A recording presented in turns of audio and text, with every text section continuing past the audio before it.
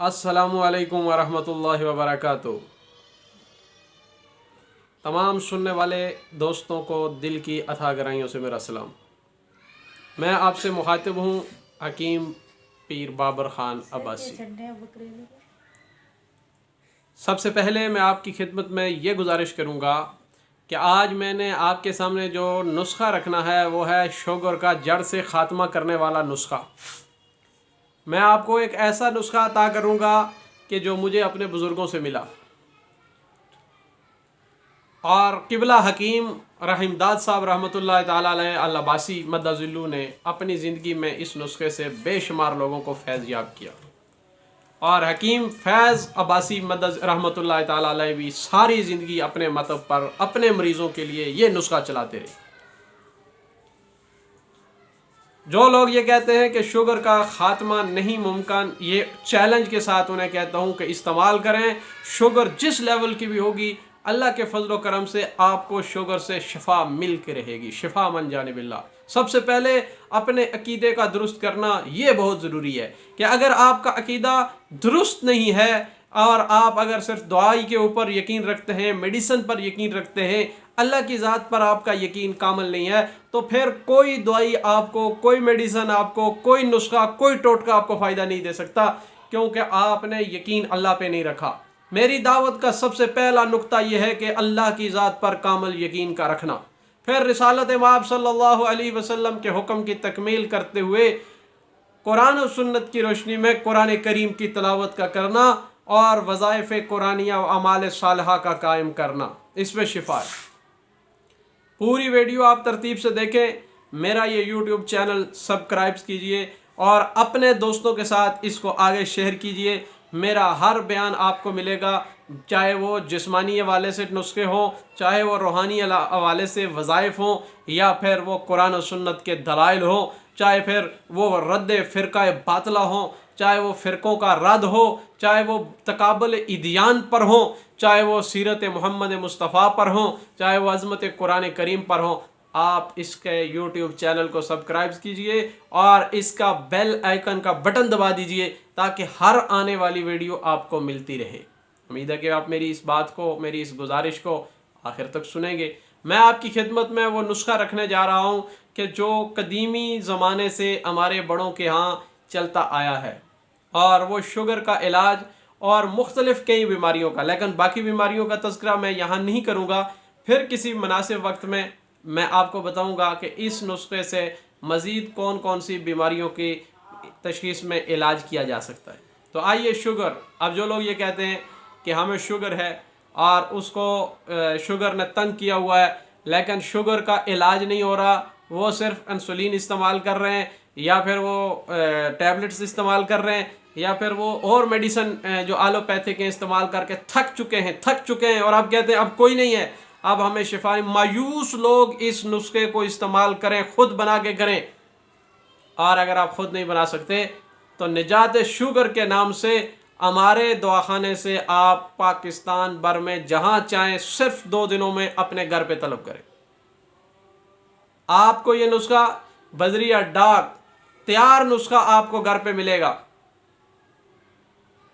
और आप कामिल यकीन के साथ नुनज़्ज़िलु मिनल कुरान मा हुवा शिफ़ाउ व रहमतुल लिल मुमिनीन। अल्लाह ने कुरान को नाजिल फरमाया मोमिनों के लिए रहमत और शिफा बना के।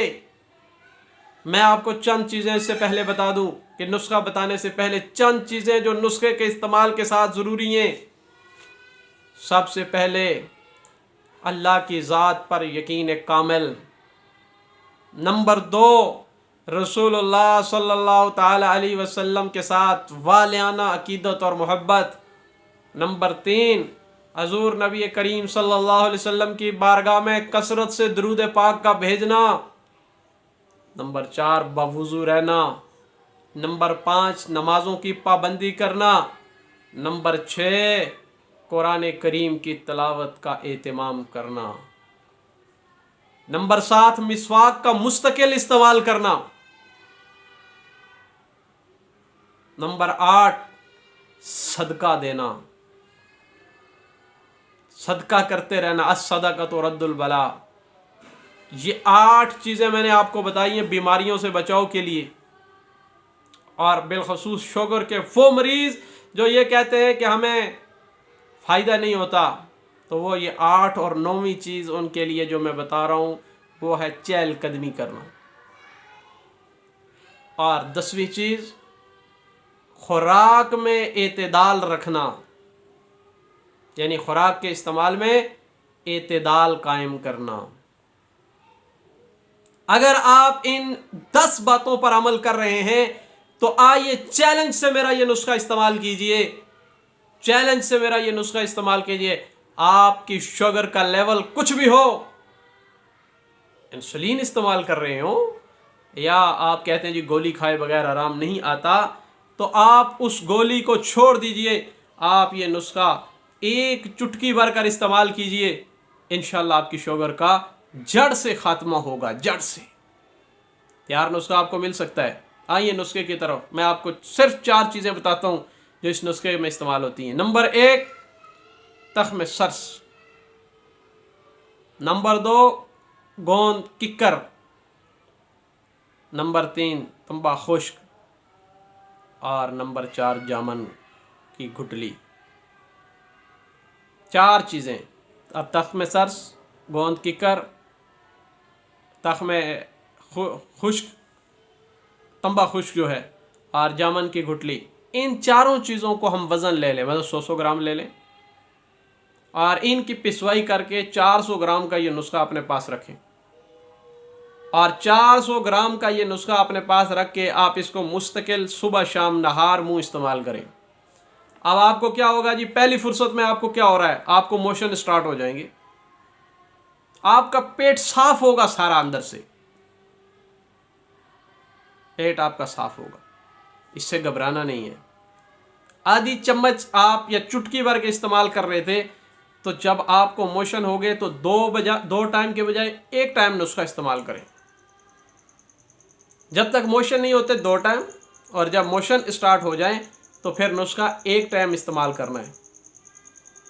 और जब 1 टाइम आप इस्तेमाल कर रहे हैं तो उसकी तादाद मोशन रोकने के लिए कम करते जाएं, कम करते जाएं, कम। अब कम अज़ कम 1 हफ्ता आप मोशन रहने चाहिए आपको, ताकि अंदर की सारी गलाजत निकल जाए, मैदा साफ हो जाए, जिगर खून बनाने में तेज़ी पकड़ ले, और आपका ये नुस्खा जो मैंने आपको 4 चीज़ें बताई हैं, इन चारों चीज़ों का ये 400 ग्राम का नुस्खा आप 2 से 2.5 महीने इस्तेमाल कर सकते हैं। और आप पहले दिन नुस्खा स्टार्ट करने से पहले अपनी शुगर का टेस्ट करवाएं, और जब तक आप 1 महीने के बाद दोबारा टेस्ट करवाएं, और 400 ग्राम ये नुस्खा इस्तेमाल करने के बाद आप टेस्ट करवाएं। लेकिन पहली 10 चीज़ें जो पीछे मैंने बयान की हैं, इन 10 चीज़ों का ख्याल करते हुए, इन 10 चीज़ों का एहतमाम करते हुए, इन 10 चीज़ों पर मुकम्मल पाबंदी करते हुए आप नुस्खा इस्तेमाल करें। इंशाअल्लाह आप बेहतर होंगे। चैनल को सब्सक्राइब कर दीजिएगा, बेल आइकन का बटन दबाइएगा। मेरी हर मालूमाती वीडियो इंशाअल्लाह आपको मिलेगी, और 100% यकीन के साथ कहता हूँ कि आपके लिए फ़ायदेमंद ही होगी। चाहे आपको तिब्बी मसाइल हों, चाहे रूहानी मसाइल हों, चाहे दीनी मसाइल हों, हर उन्वान पर आपका ये खादम का पैगाम आपको मिलता रहेगा। आइए चैनल सब्सक्राइब कीजिए, बेल आइकन का बटन दबाइए, और दुआओं में मुझे याद कीजिए। उम्मीद है कि आप खैर व आफियत के साथ अपनी मंजिल पर इस नुस्खे को इस्तेमाल करने के बाद सदका जारिया समझकर लोगों में ये शेयर करेंगे, और इस फ़कीर को अपनी दुआओं में याद रखेंगे।